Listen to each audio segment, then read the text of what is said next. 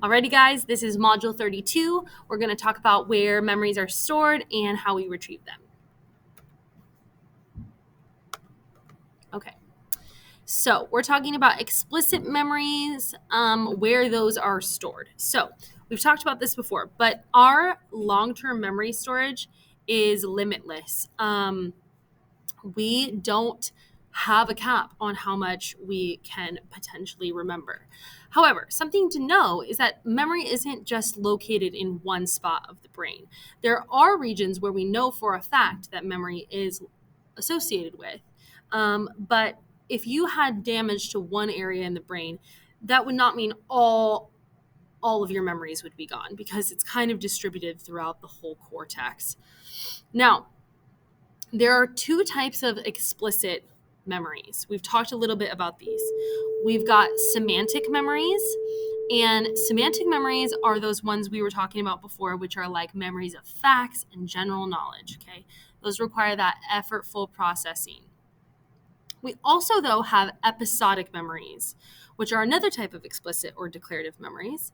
And these are memories of personally experienced events. So I think of an episode in your life, like maybe your first kiss would be an example of an episodic memory. Now, we have found that these types of memories, explicit, aka declarative memories, are stored in your frontal lobe and your hippocampus. So, research has found that when you think of, like, let's say your first kiss, your prefrontal cortex is lighting up, demonstrating that working memory is in part in the prefrontal cortex. Now, here's what's interesting. The left frontal lobe has a slightly different job in memory than the right frontal lobe. Now, remember, left is language, the left hemisphere. So the left frontal lobe can help you remember a password, whereas the right frontal lobe could help you remember the visual imagery of a house party. So yeah, our frontal lobe is definitely involved in that episodic kind of memory and semantic.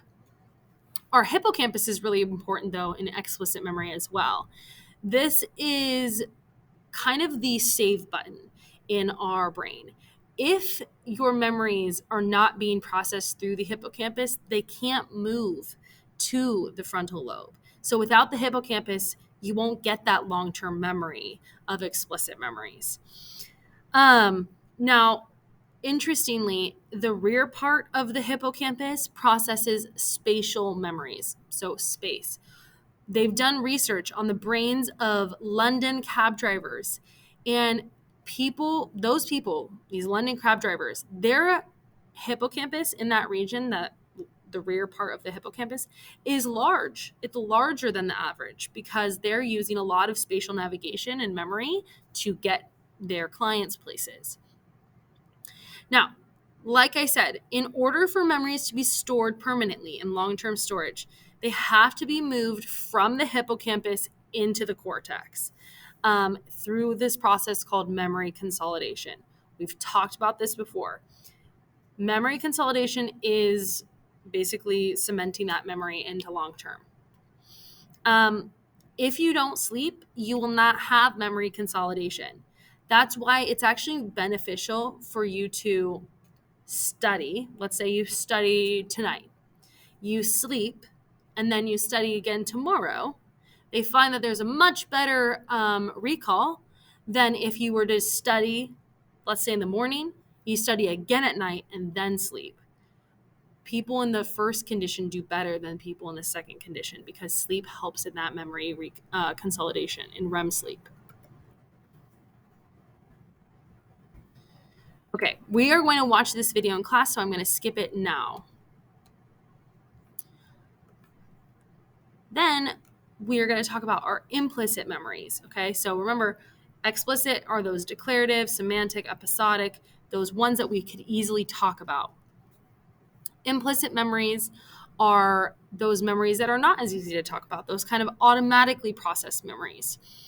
Now, implicit memories are formed in the cerebellum and in the basal ganglia. That's in the inner part of the kind of in the limbic system. Now, there was an amnesia patient mentioned in the text, And there was a doctor who every day the doctor would go and shake this person's hand because they had their explicit memories gone due to brain damage. One day, the doctor wanted to see if their implicit memories were still there. So he put a tack on his hand. And when he shook the patient's hand, the patient obviously felt pain and so removed their hand. Well, the next day, when the doctor went to go talk to the amnesia patient to go shake their hand, the amnesia patient actually recoiled. They didn't know why they did that, but it's because that implicit memory, that classically conditioned association of pain with that doctor's hand, is stored elsewhere in a different region of the brain than the part where theirs was damaged. So the cerebellum, it's that little hindbrain area. The cerebellum plays a key role in forming and storing the implicit memories created by classical conditioning. So just like the amnesia patient with the doctor and the tack, if they didn't have cerebellum, they would not learn that association. So if damaged, we can't learn the reflexive behavior associated with classical conditioning. If you damage the cerebellum of the dogs in Pavlov's studies, they would not be able to learn to salivate to the sound of the bell. Then we have the basal ganglia. We've talked about the basal ganglia before with habit formation, which is a process of learning, right? So the basal ganglia is involved in motor movement, and it facilitates the formation of our procedural memories for skills. So, for example, learning to ride a bike, that procedural memory. It might make sense why the basal ganglia is involved with drug addiction, because there are movements and kind of activities taking place when a person takes a drug. And so that memory of how to administer the drug might be stored there. Our implicit memory system can also help explain how the associations and skills we learn as babies carry into adulthood. So, though most of us have what we call infantile amnesia, as described here, meaning we don't remember much of our lives from 0 to 4, the skills and the associations we learned from that time we do recall. So, most of us, if we have a phobia, a lot of us develop those early in life, like myself with my bird phobia. And so it's because that's stored process, that process is stored elsewhere than those explicit memories. Now, a couple of reasons why we have infantile amnesia is, first of all, explicit, aka declarative memories, require the use of language. Without language, it's hard to talk about things that you recall. So that's one reason why they think we don't have a lot of memory of what happened when we were kids, as well as the hippocampus, which we know is involved in explicit memory formation, is one area in the brain that takes the longest to develop. And as it develops more and more gets retained. So it might just develop last. Okay. Now, the amygdala is really related to emotions and memory. So if you see right here, our amygdala is literally touching our hippocampus. They're in the same system, that limbic system. So when we feel something very emotional, that emotion will trigger stress hormones to release, which will influence memory formation. Stress can provoke the amygdala to initiate a memory trace that's going to boost activity in the hippocampus and the frontal lobe. So this can help us explain why particularly emotional events can have really strong memories attached. For example, your first kiss, again, like a lot of people have a very strong emotion attached to that. And so it's easy to remember it because of the stress hormones and the amygdala's role in this.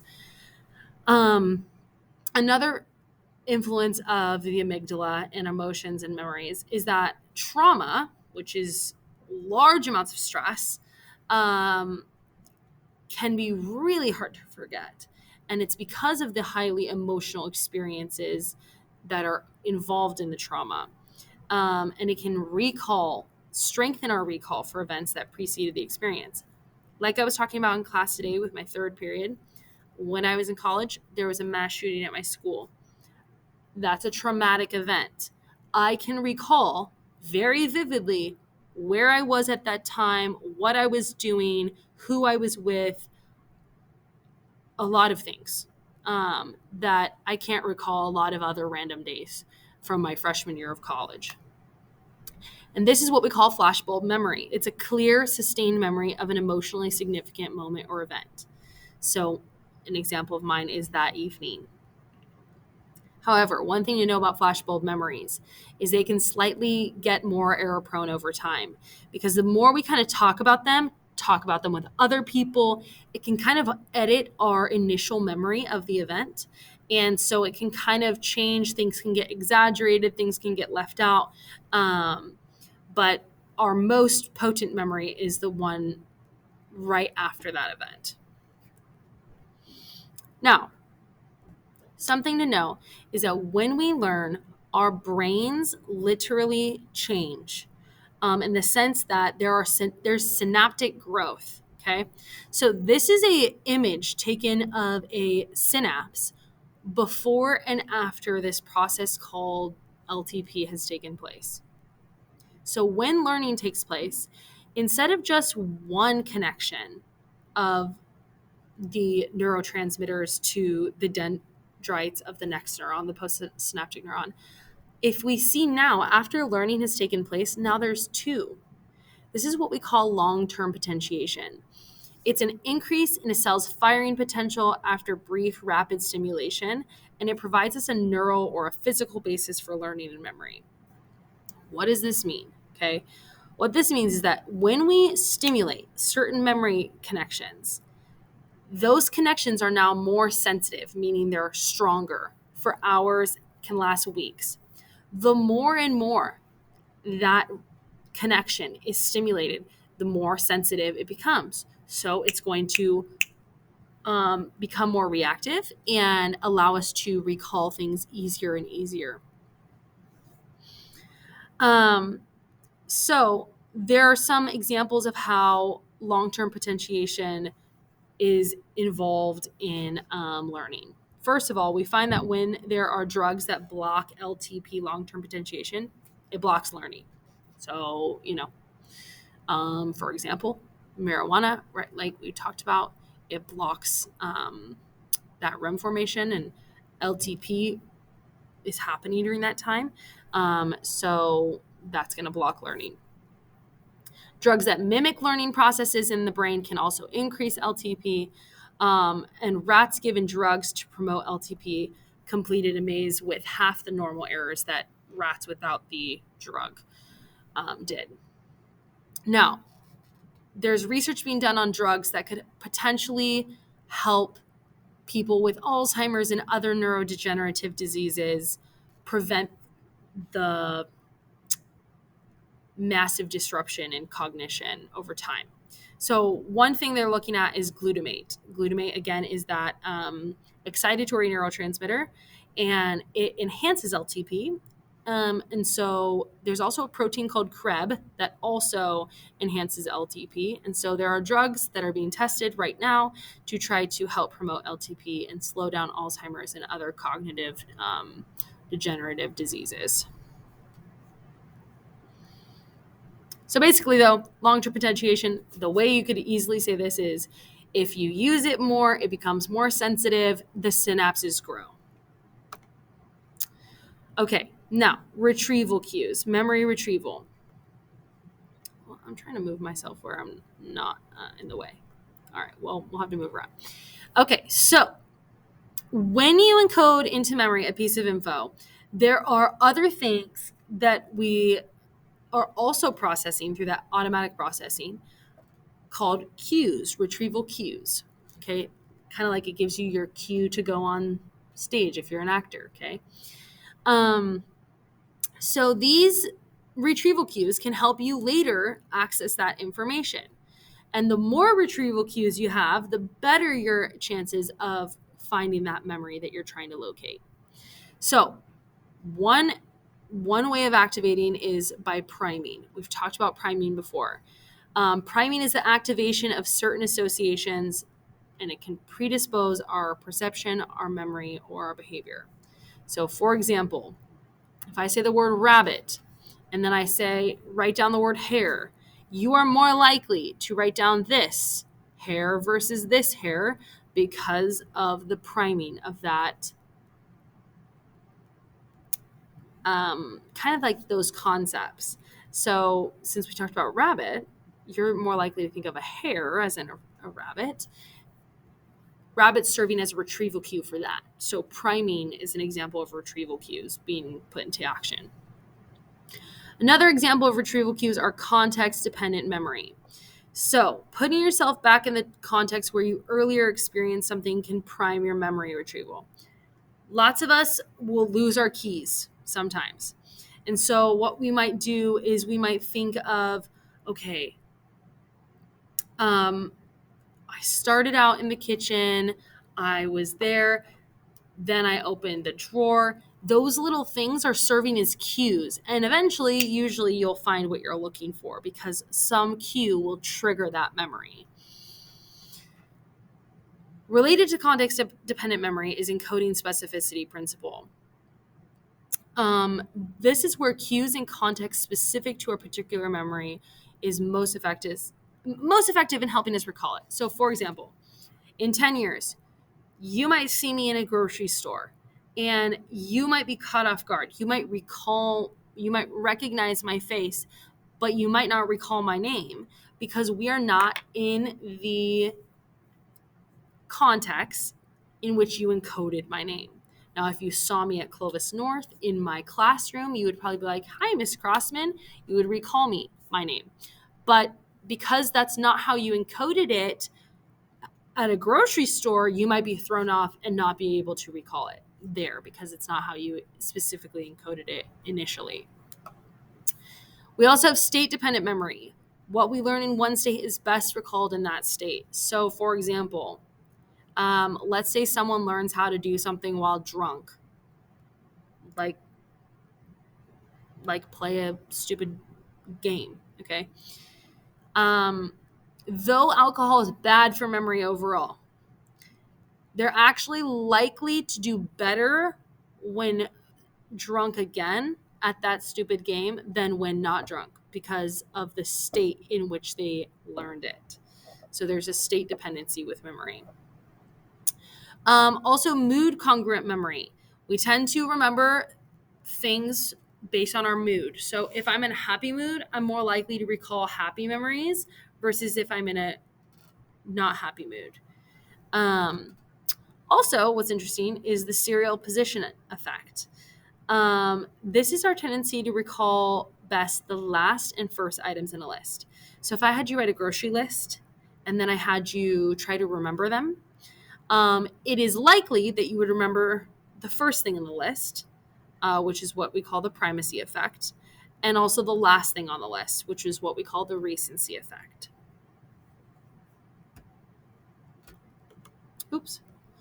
All right, and test yourself, and that's it.